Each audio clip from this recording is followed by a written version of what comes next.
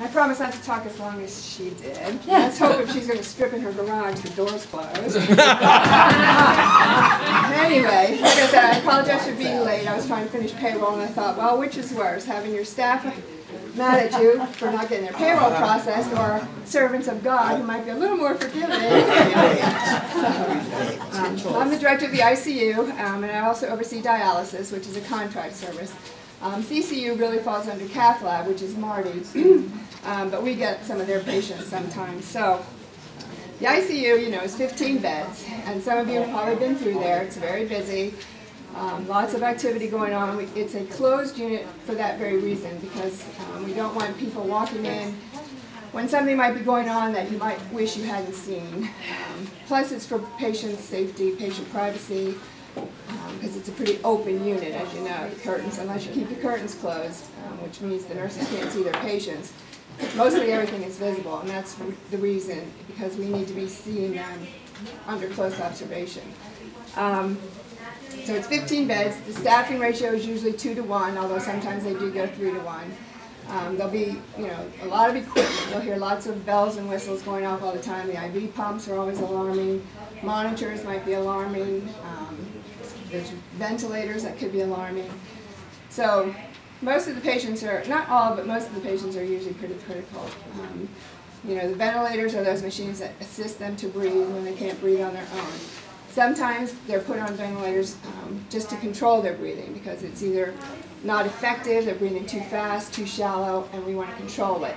And in those times, we usually put them on a medication that knocks them out, paralyzes them more or less. So that they can hear what's going on, and they're getting pain medicine, but they can't really move to pull those tubes out, those kind of things. So the nurses have to move them, turn them, do all that kind of stuff for them. So they can be pretty, heavy patients to be caring for. Sometimes the patients will be on dialysis while they're in the ICU. Any patient that needs dialysis in ICU, it's done at the bedside. They bring the machine into there and hook the patient up. If the patient is in-house, they're taken to the dialysis room, which is right down the hall from the ICU.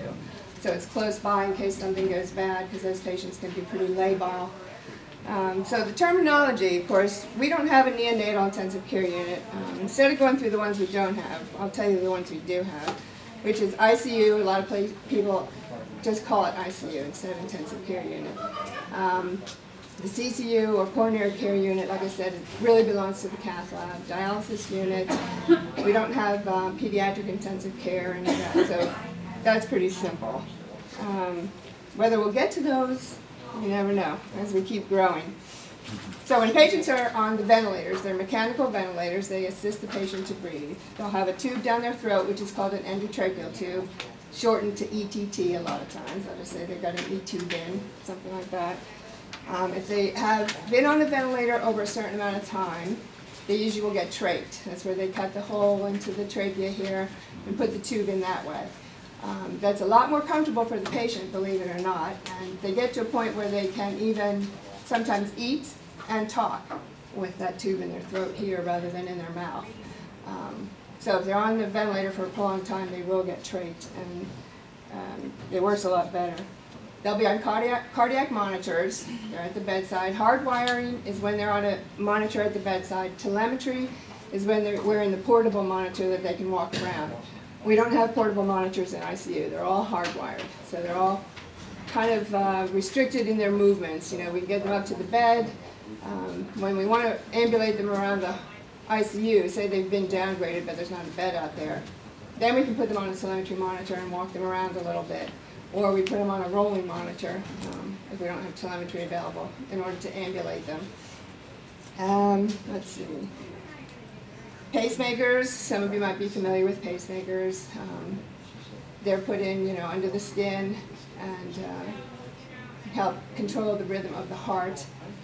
And defibrillators, those are the machines that we use to get the heart back into a regular rhythm, or during the code to shock it back into a regular rhythm. And they'll all have IV lines, and they'll all have IVs, of course. They'll all have the monitors. Some of them will have different drains. They could have chest tubes that go to a drainage box that you'll see collecting their blood. They could have a Foley catheter collecting their urine. They could have, there's all kinds, there's tubes to their nose to empty their stomach, to keep them from throwing up, especially when they're on a ventilator. A lot of post-surgical patients will come in that way. And usually they're only in for a few days, hopefully, and then we can get those removed. Like I said, we talked about the medically induced comas, and of course the pain. And then Pat talked to you about infections. It's really important, especially if you're coming in to visit patients in the ICU, that you take the time to see if there's a sign on the door that says that they're on isolation, and then follow the guidelines, whether it tells you to wear, just gloves or a gown. And mostly that's to protect you, not the patient, because the patient's already infected. But even like some of those organisms will rest on surfaces. And if you bump up against their handrail, the side rail of their bed, and they've touched it, it could be on there. So rather to get it on the gown than your clothes and take it home to your families, okay? So just be mindful of that, to see if they're on isolation, or to ask the nurses. And if there's some terminology they use to tell you, like if you're picking up some labs to take down to lab for them or whatever, that you ask them if there's a question, okay? Because there is a lot of terminology that you might not be familiar with. It's better to ask than to be confused. And dialysis, like I said, is a contract service. It's DaVita. They come into the hospital, and they dialyze patients mostly in the dialysis room, which is on the second floor right down from the ICU.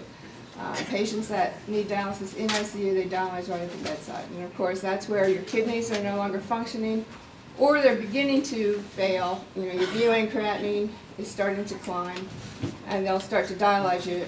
Sometimes it's temporary, and once you get over the acute phase of your illness, you don't need it any longer. Sometimes it's chronic, and you're going to need it for the rest of your life. So they bring in their machines, they hook the patients up. Hemodialysis is when they hook you up to the machine, and they run the fluid through, and it cleans out your kidneys. Peritoneal dialysis is when they hook you up through your stomach, and it's your peritoneal membrane that serves as the cleansing. The dialysate comes in one side, the blood goes out the other, and it cleans it that way, and it's temporary. And patients do that a lot at home. And so they'll come in, and we just oversee it then when they come into the ICU or into the hospital. So they're doing a lot more things at home than they used to, which is good in some ways, except it puts a lot more stress on the families because they become responsible for caring for all that. What else can I tell you about ICU? Do you have any questions at all? Don't want to come visit?